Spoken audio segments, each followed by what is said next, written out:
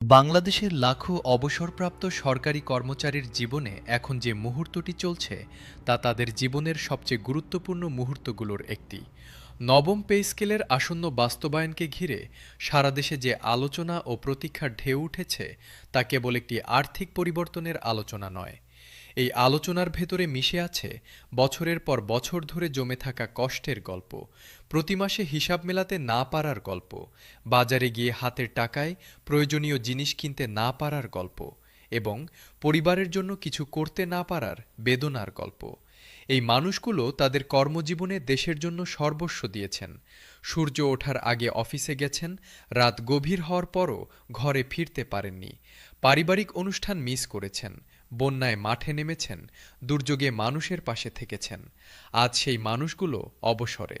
প্রতি মাসে একটি নির্ধারিত পেনশনের উপর নির্ভর করে কোনো রকমে জীবন চালিয়ে যাচ্ছেন, কিন্তু বাজারে দ্রব্যমূল্যের যে অব্যাহত ঊর্ধ্বগতি তার সঙ্গে তাল মেলাতে গিয়ে তারা প্রতিদিন হিমশিম খাচ্ছেন। এই কঠিন পরিস্থিতিতে নবম পে স্কেলের খবর তাদের জীবনে একটি নতুন প্রভাতের আলো নিয়ে এসেছে।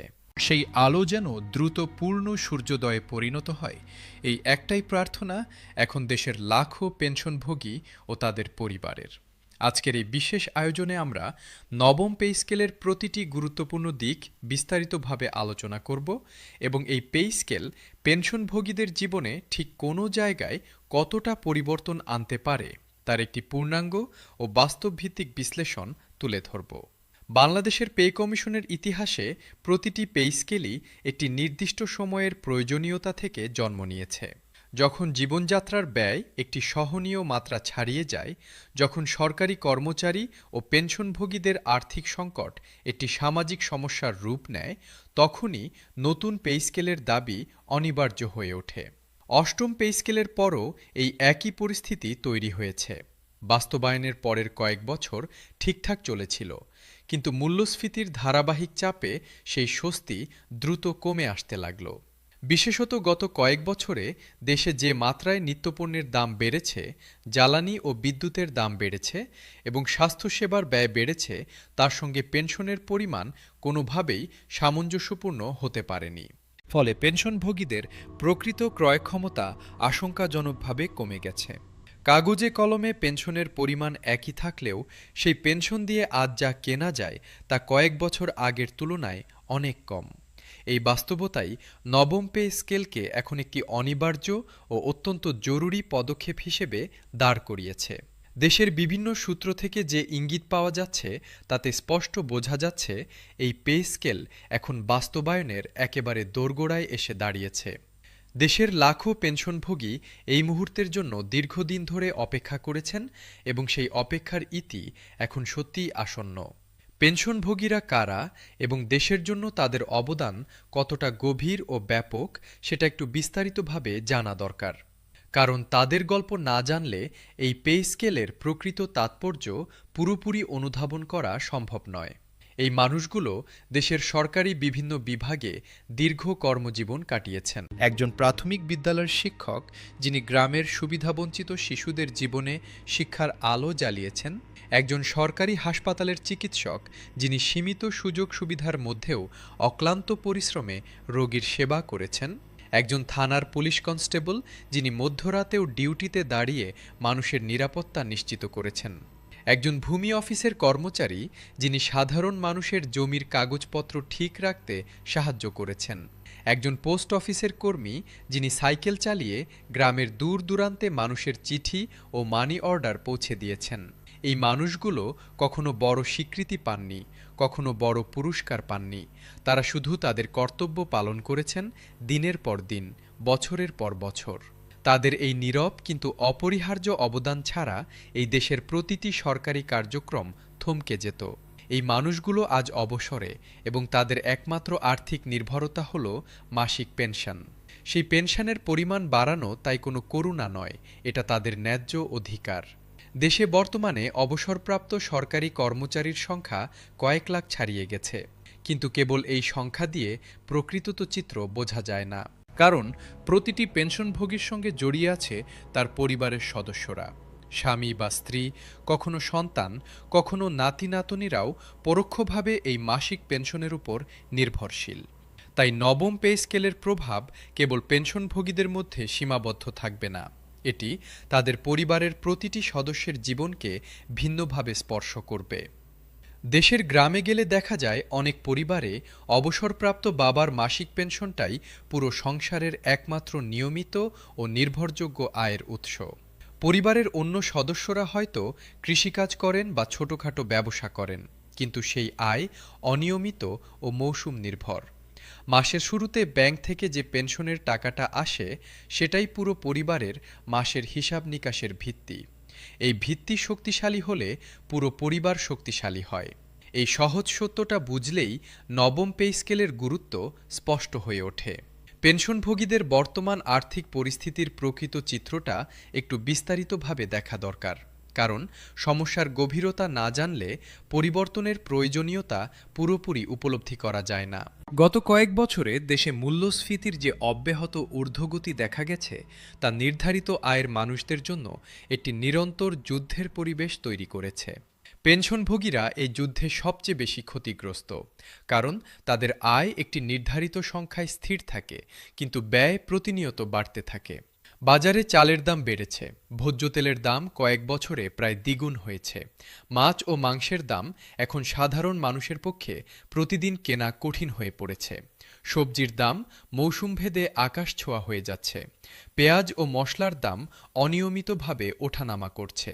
একটি সাধারণ পরিবারের মাসিক বাজার খরচ ৫ বছর আগের তুলনায় প্রায় দ্বিগুণ হয়ে গেছে বলে অধিকাংশ পেনশনভোগী জানাচ্ছেন। এই দ্বিগুণ খরচ মেটাতে গিয়ে অনেক পেনশনভোগী পুষ্টিকর খাবার থেকে বঞ্চিত হচ্ছেন, কম দামের খাবার বেছে নিচ্ছেন, মাছ বা মাংস কম খাচ্ছেন এবং কখনো কখনো মাসের শেষ দিনগুলোতে একেবারে সাদামাটা খাবার দিয়ে কাটাচ্ছেন। বাজারের খরচের বাইরেও জীবনের প্রতিটি খাতে ব্যয় বাড়তে থাকায় পেনশনভোগীরা একটি বহুমুখী আর্থিক চাপের মধ্যে পড়েছেন। বিদ্যুতের দাম গত কয়েক বছরে বেশ কয়েক দফায় বেড়েছে। একটি সাধারণ পরিবারের মাসিক বিদ্যুৎ বিল আগের তুলনায় এখন অনেক বেশি। গরমের মৌসুমে ফ্যান ও অন্যান্য বৈদ্যুতিক সরঞ্জাম বেশি ব্যবহার হওয়ায় বিল আরও বাড়ে। অনেক পেনশনভোগী বিদ্যুৎ বিলের ভয়ে গরমের মধ্যেও ফ্যান কম চালান, অপ্রয়োজনীয় বাতি নিভিয়ে রাখেন। একজন ৭০ বছরের প্রবীণ মানুষ তীব্র গরমে বিদ্যুৎ বিল বাঁচানোর জন্য অস্বস্তিতে থাকছেন। এই দৃশ্যটা মনে ভীষণ কষ্ট দেয়। গ্যাসের দাম বেড়েছে, পানির বিল বেড়েছে, পরিবহন খরচ বেড়েছে, ঘর সংস্কারের খরচ বেড়েছে। জীবনের প্রতিটি ক্ষেত্রে ব্যয় বাড়তে থাকায় সীমিত পেনশনের মানুষগুলো একটি অদৃশ্য কিন্তু অত্যন্ত যন্ত্রণাদায়ক চাপের মধ্যে প্রতিটি দিন পার করছেন।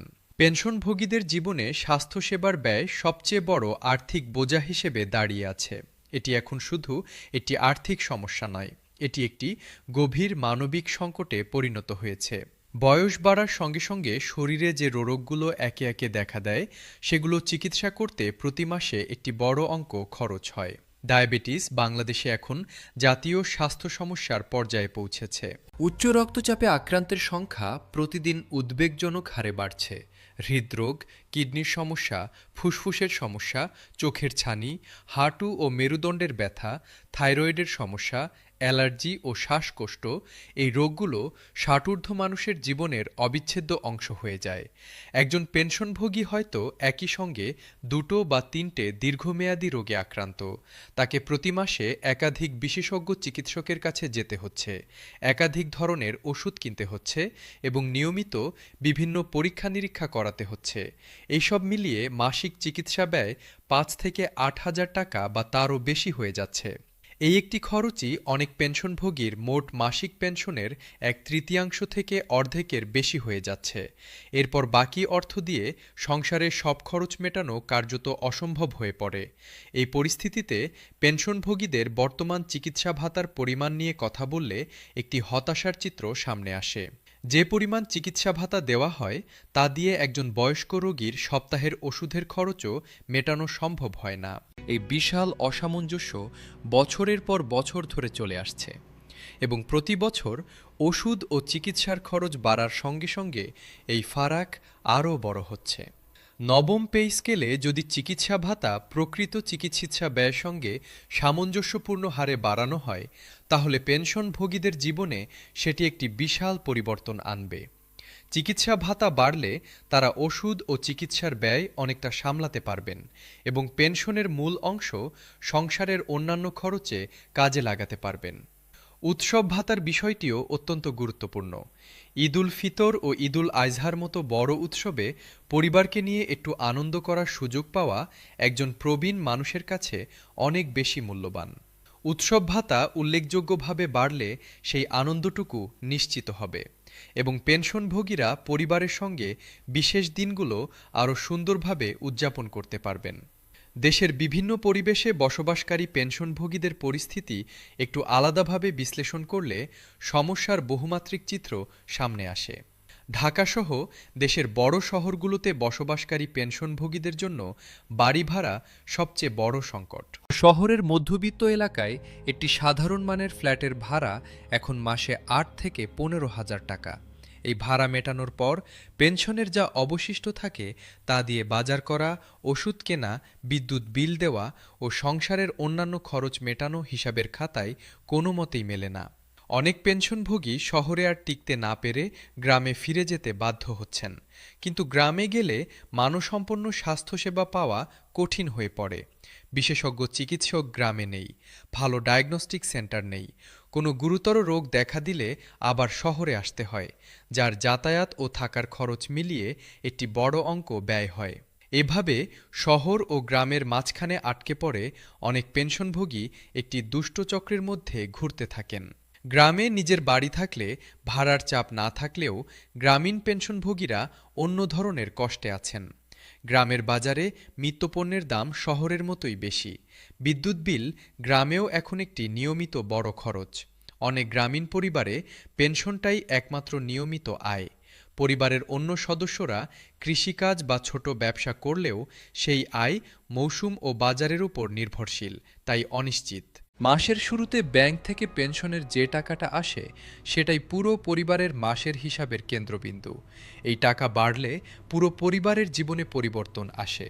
শিশুদের স্কুলের খরচ মেটানো সহজ হয়, পরিবারে একটু ভালো খাবারের সুযোগ তৈরি হয়, কোনো অসুখ বিসুখে সময়মতো চিকিৎসার সামর্থ্য তৈরি হয়।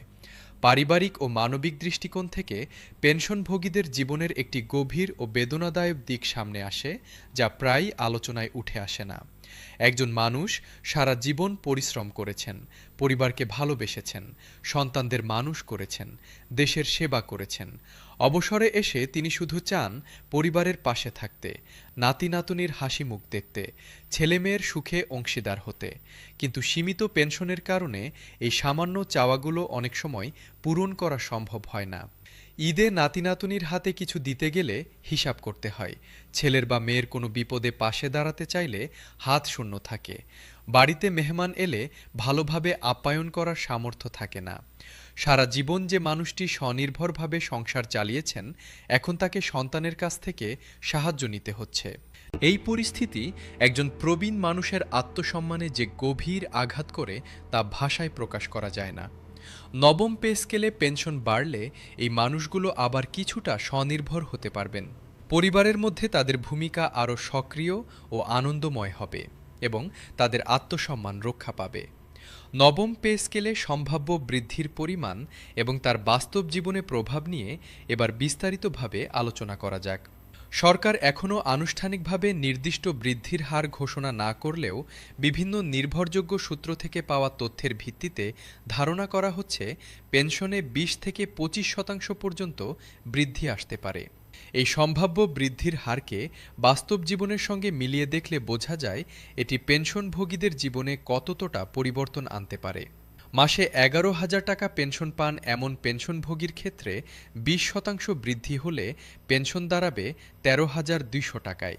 প্রতি মাসে ২,২০০ টাকা বাড়তি মানে বছরে ২৬,৪০০ টাকা। মাসে ১৩,০০০ টাকা পাওয়া পেনশনভোগীর ক্ষেত্রে ২০% বৃদ্ধি হলে পেনশন দাঁড়াবে ১৫,৭০০ টাকায়। প্রতি মাসে ২,৬০০ টাকা বাড়তি মানে বছরে ৩১,২০০ টাকা। মাসে ১৫,০০০ টাকা পাওয়া পেনশনভোগীর ক্ষেত্রে ২৫% বৃদ্ধি হলে পেনশন দাঁড়াবে ১৮,৭৫০ টাকায়। প্রতি মাসে ৩,৭৫০ টাকা বাড়তি মানে বছরে ৪৫,০০০ টাকা। মাসে ১৮,০০০ টাকা পেনশন পান এমন পেনশনভোগীর ক্ষেত্রে ২৫% বৃদ্ধি হলে পেনশন দাঁড়াবে ২২,৫০০ টাকায়। প্রতি মাসে ৪,৫০০ টাকা বাড়তি মানে বছরে ৫৪,০০০ টাকা। মাসে ২০,০০০ টাকা পাওয়া পেনশনভোগীর ক্ষেত্রে ২৫% বৃদ্ধি হলে পেনশন দাঁড়াবে ২৫,০০০ টাকায়। প্রতি মাসে ৫,০০০ টাকা বাড়তি মানে বছরে ৬০,০০০ টাকা। মাসে ২৪,০০০ টাকা পান এমন পেনশনভোগীর ক্ষেত্রে ২৫% বৃদ্ধি হলে পেনশন দাঁড়াবে ৩০,০০০ টাকায়। প্রতি মাসে ৬,০০০ টাকা বাড়তি মানে বছরে ৭২,০০০ টাকা। মাসে ২৮,০০০ টাকা পান এমন পেনশনভোগীর ক্ষেত্রে ২৫% বৃদ্ধি হলে পেনশন দাঁড়াবে ৩৫,০০০ টাকায়। প্রতি মাসে ৭,০০০ টাকা বাড়তি মানে বছরে ৮৪,০০০ টাকা। মাসে ৩২,০০০ টাকা পান এমন পেনশনভোগীর ক্ষেত্রে ২৫% বৃদ্ধি হলে পেনশন দাঁড়াবে ৪০,০০০ টাকায়। প্রতি মাসে ৮,০০০ টাকা বাড়তি মানে বছরে ৯৬,০০০ টাকা। এই পরিসংখ্যানগুলো দেখলে স্পষ্ট বোঝা যায় নবম পে স্কেলের সুবিধা পেনশনভোগীদের জীবনে কতটা বাস্তব ও অর্থবহ পরিবর্তন আনতে পারে। এই বাড়তি অর্থ দিয়ে কেউ সারা বছরের ওষুধের একটি বড় অংশ মেটাতে পারবেন, কেউ নাতি নাতুনির পড়াশোনার খরচে সহায়তা করতে পারবেন, কেউ বাড়ির দীর্ঘদিনের জরুরি সংস্কার করতে পারবেন এবং কেউ পরিবারের কোনো বিশেষ প্রয়োজন মেটাতে পারবেন। মূল পেনশনের বৃদ্ধির পাশাপাশি বিভিন্ন ভাতার পরিমাণও একই সঙ্গে যুক্তিসঙ্গত হারে বাড়ানো হলে পেনশনভোগীদের সামগ্রিক আর্থিক চিত্র আরও উজ্জ্বল হবে। চিকিৎসা ভাতা, উৎসব ভাতা ও অন্যান্য সহায়ক ভাতার পরিমাণ প্রকৃত প্রয়োজনের সঙ্গে সামঞ্জস্যপূর্ণ হারে বাড়ানো হলে পেনশনভোগীদের জীবনমানে একটি প্রকৃত উন্নতি আসবে। বিশেষত চিকিৎসা ভাতা বাস্তব চিকিৎসা ব্যয়ের একটি উল্লেখযোগ্য অংশ মেটানোর মতো হলে পেনশনভোগীরা স্বাস্থ্যসেবার ক্ষেত্রে অনেকটা স্বস্তিতে থাকতে পারবেন। পেনশনের মূল অংশ থেকে তখন সংসারের অন্যান্য খরচ মেটানো অনেকটাই সহজ হয়ে যাবে। এই সমন্বিত পরিবর্তন পেনশনভোগীদের মাসিক আর্থিক হিসাবকে অনেকটাই স্বস্তিদায়ক করে তুলবে এবং তাদের প্রতিদিনের জীবনে একটি বাস্তব ও অনুভবযোগ্য পার্থক্য তৈরি করবে। পে স্কেল বাস্তবায়নের পদ্ধতি নিয়ে এক ধাপে সম্পূর্ণ বাস্তবায়ন নাকি দুই ধাপে পর্যায়ক্রমিক বাস্তবায়নের প্রশ্নটি অনেক পেনশনভোগীর মনে ঘুরছে। বেশিরভাগ পেনশনভোগী স্বভাবতই চান এক ধাপে পুরো সুবিধা পেতে।